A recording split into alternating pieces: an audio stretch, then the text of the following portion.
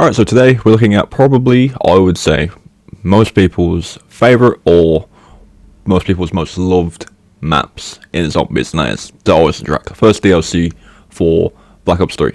This map is really popular, even to this day. In fact, as of recently, when we first saw the kind of announcement of the next Black Ops 6 map, which is coming in December, with it being a castle theme, everyone was kind of hyped because it's like, okay, clearly some kind of inspiration from the Eisendrache, because that is also a castle, and the confirmation of multiple wonder weapons being on the map, so maybe some kind of elemental, kind of new elemental wonder weapon, like the bows, which we'll get to in a minute.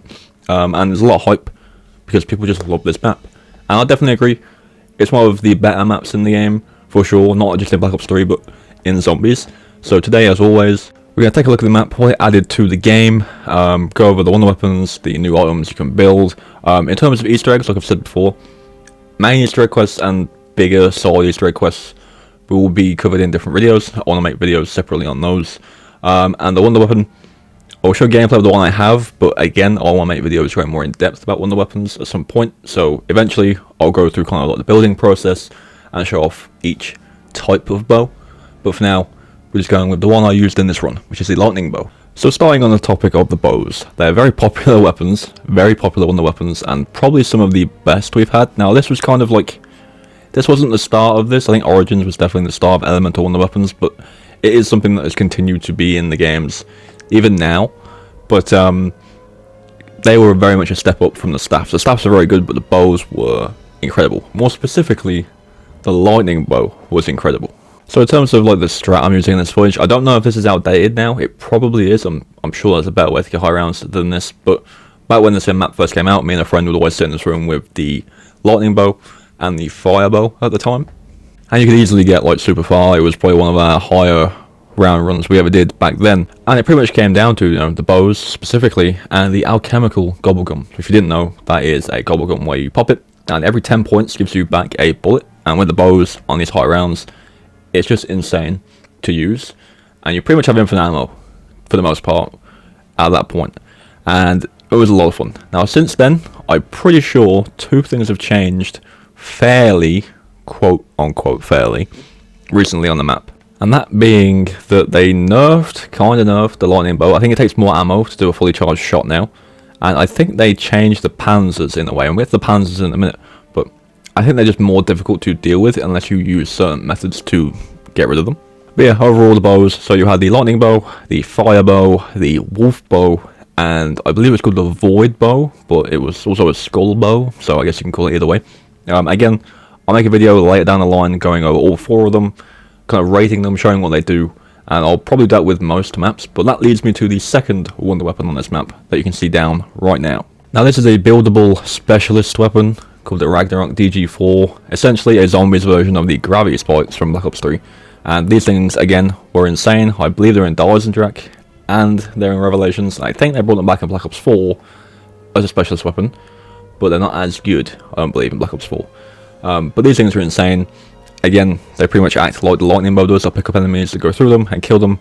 They don't last that long for a specialist, but you can easily get the charge back with the bow anyway, so it doesn't really matter. They're very good at dealing with the panzers, because it does pick up panzers as well, and it makes this room even safer.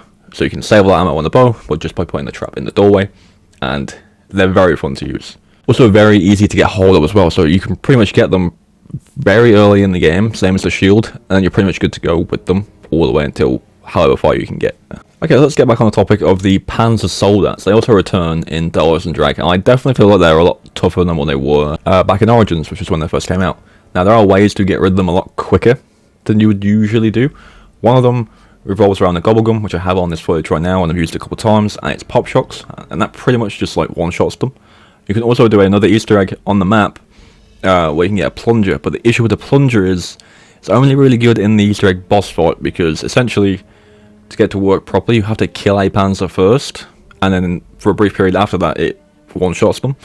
But the problem is with normal rounds, is there's only one at a time, so it kind of isn't very good in the normal gameplay, but in the Easter egg it's very, very good, and definitely worth getting.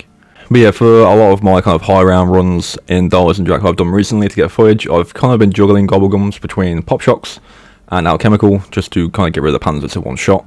They're very annoying, and they can pretty much down you very quickly if they get close to you. But yeah, I don't remember them being as hard as they are now. I could be wrong, but I definitely feel like they got buffed in some way. I'm pretty sure the bow did get nerfed, but anyone in the comments will have to let me know if these changes are real, or if I'm just kind of imagining that was said and done, but I'm pretty sure something did happen in that regard. Okay, so giving some overall thoughts on the map as a whole, I think visually it's probably one of my favourite maps, in Black Ops 3 anyway. I like the castle theme very, very much. In terms of difficulty, I'd say it's probably one of the easier maps in Black Ops 3. On a whole, I think the easiest map in Black Ops 3 is probably Revelations, but the Eisendrache with the bows is pretty simple. You're easily going to get 50 plus if you play well, and if you're a lot better player than me, you probably get way higher than that. I'm pretty sure the records on this map are insane. I know that Black Ops 3 Zombies has like a round limit, like 255, I believe, but obviously Black Ops 3 Zombies records are measured on the time it takes to get to 255 rather than like a higher total round, and I'm sure the number 1, number 2 in the world on this map is pretty quick.